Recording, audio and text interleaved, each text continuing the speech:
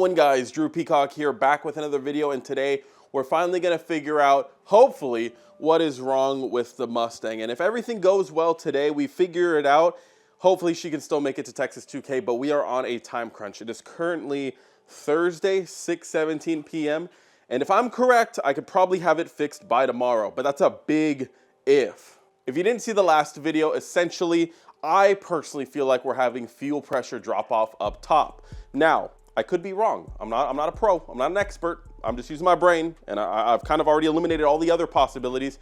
So that's what I currently think it is, and we'll be able to see that today, hopefully on the dyno using my data logger, and we can just visualize the fuel pressure gauge that is underneath the hood.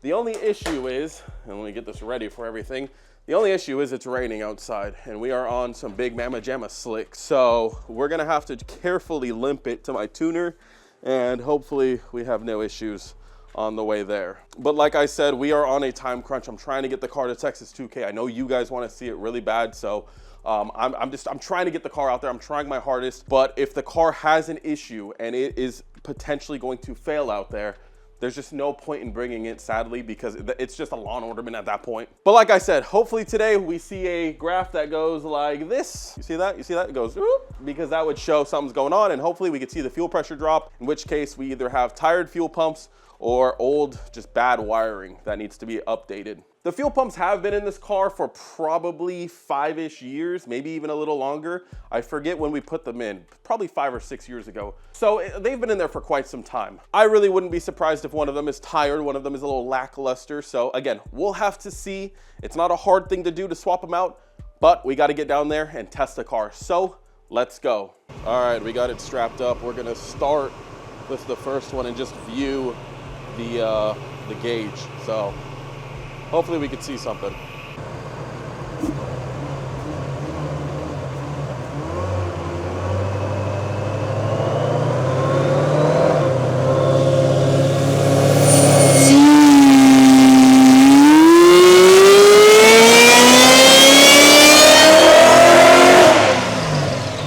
I think it's dropping already. All right, so I was right. Instantly, around 4 grand just starts to drop pretty bad, and yeah, still made 750 though. 750 on a hub, that's still not bad. That's still not bad, yeah. So, all right, well, I'm happy knowing that I was right. I'm sad knowing that I gotta fix it, but yeah, shouldn't be a hard fix. And then maybe sometime later this week we can come back, we'll have to see. All right, it's the next day, and God, it feels good to be right. Everyone thought I was crazy. Everybody thought I was cuckoo. Everybody thought I didn't know what I was talking about.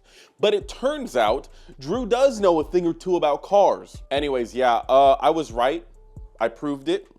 It was very quick. We literally hooked it up on the dyno and did half a pole. And I'm still really impressed with what it did. On his hub dyno, which hub dynos are known to read lower than typical roller dynos, on his hub dyno, it read 750 at 5,500 RPM on low fuel pressure. So imagine if the fuel pressure was normal and we revved it out to 8,000 like it's supposed to. It might make over 1,000 on his dyno. It might make over 1,000. Maybe a little bit too optimistic, but still, it made good power. I'm still happy. But we need to replace the filter. So I'm gonna do a couple more tests that I could do while we're here.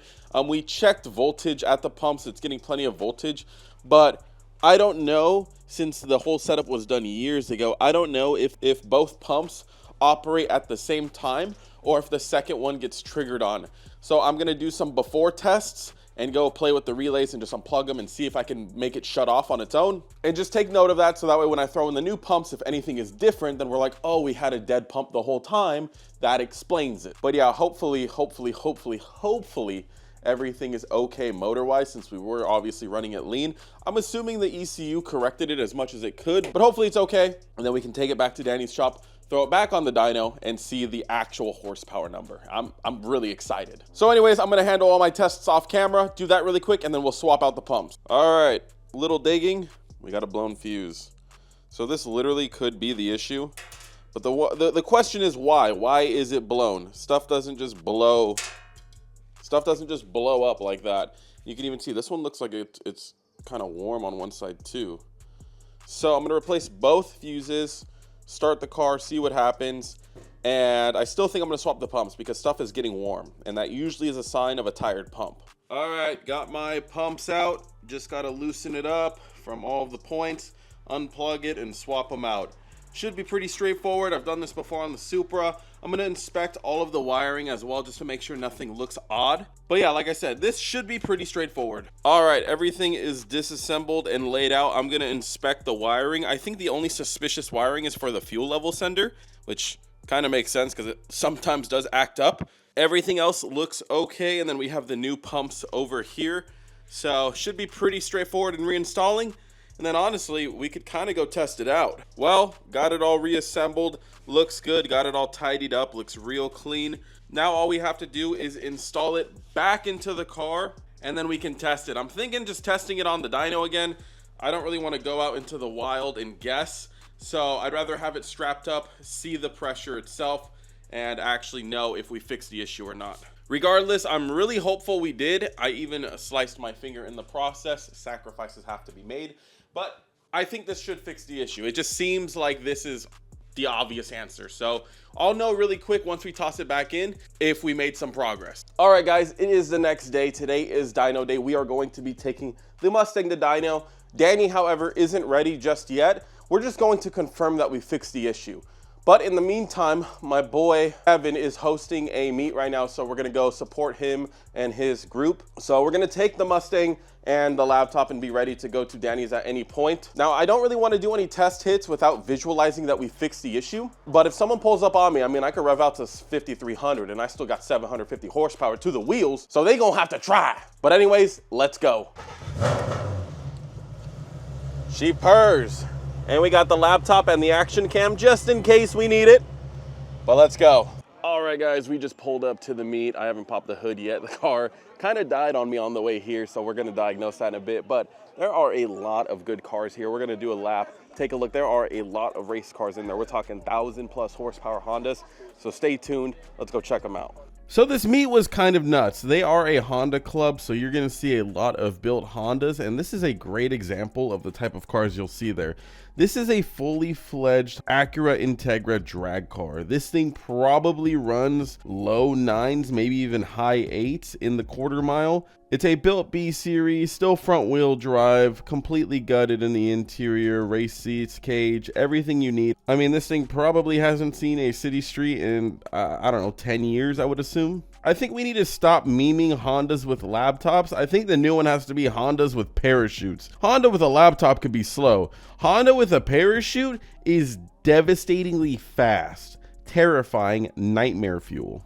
Anyways, I actually spoke to the owner of this Honda, and this is a all-wheel drive single turbo built K series. He said probably 75 to 80% of the motor is billet. He had a full billet trans, gigantic slicks up front, slicks in the rear as well. I mean, you just have to be a different kind of animal to build something like this. He said that this will easily do 1,500 horsepower. I can't even fathom that. Imagine 1,500 horsepower in a car that weighs less than 3,000 pounds. Insane. Absolutely insane. He turned it on and I didn't film it. I regretfully didn't. I was just in awe of how it sounded.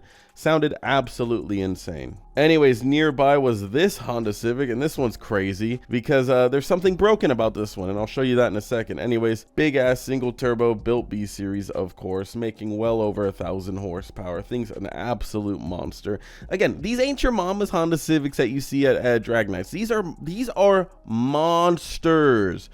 Like, just imagine like a GTR shoved into a Honda. That's essentially what this is, like a built GTR versus a built Honda. I'm taking the built Honda. This thing will kill it. Oh, and if you're wondering what was broken on this Honda, the intercooler. He blew the welds off the intercooler, making 70 to 80 PSI. Yeah, that's some serious shit right there. This one is different from the rest because this is a max effort NA build. So this is an NA B series 14:1 compression, super high compression, especially for a B series motor. And he has done everything he can to make this thing lightweight. You see that silver box in front of his wheel? That's his fuel tank. Look at the interior, completely gutted and skeletonized. He cut out everything that he did not need.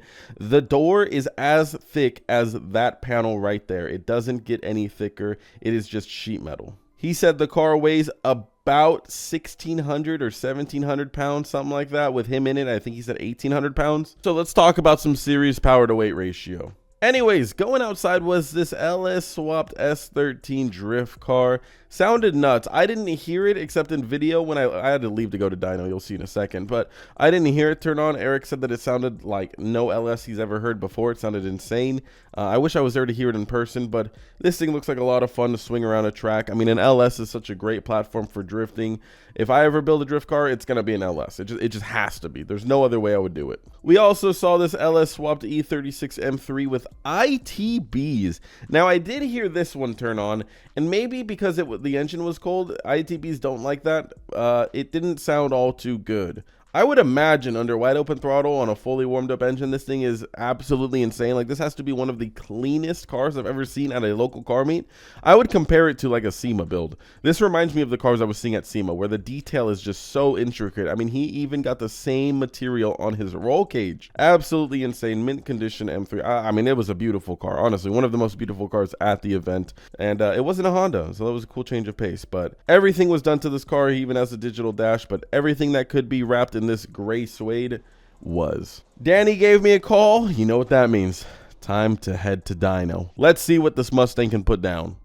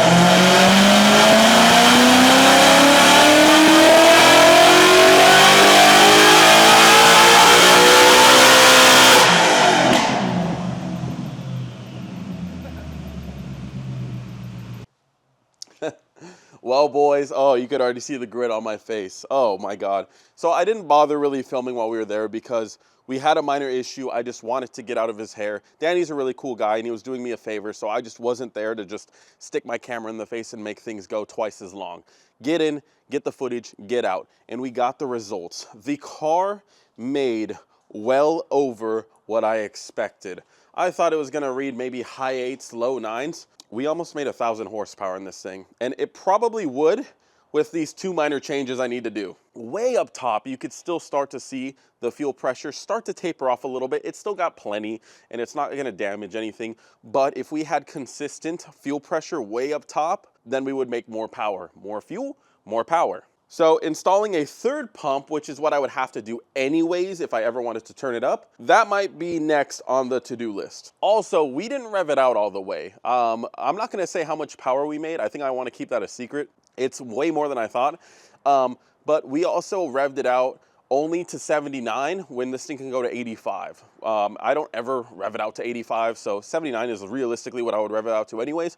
But I guarantee if I would have revved it out to 8, maybe 83, I think it would have made over 1,000 wheel. So this is officially my fastest car ever. I don't know where the extra horsepower came from. Probably, if I had to guess, from that cool little duct I made that everybody said didn't do anything. It probably all came from right there. No, but all seriousness, it's making way better power. We got to go out with the draggy and test it and see what it'll do. We're going to do that potentially later tonight. I have a couple buddies interested in cruising, so we'll have to see if things line up. If not, the video might just end here. But regardless, we did it. We did it though. But yeah, if it's dialed in, it's hooking and booking, then, well, you know what that means. Time to turn it up. Actually, I don't know if that's what it means because I low-key want a consistent car, not a car where I keep chasing traction issues. So tonight, we'll get the tires real warm, go out there, and just see what it can do. So until later tonight or next video, peace.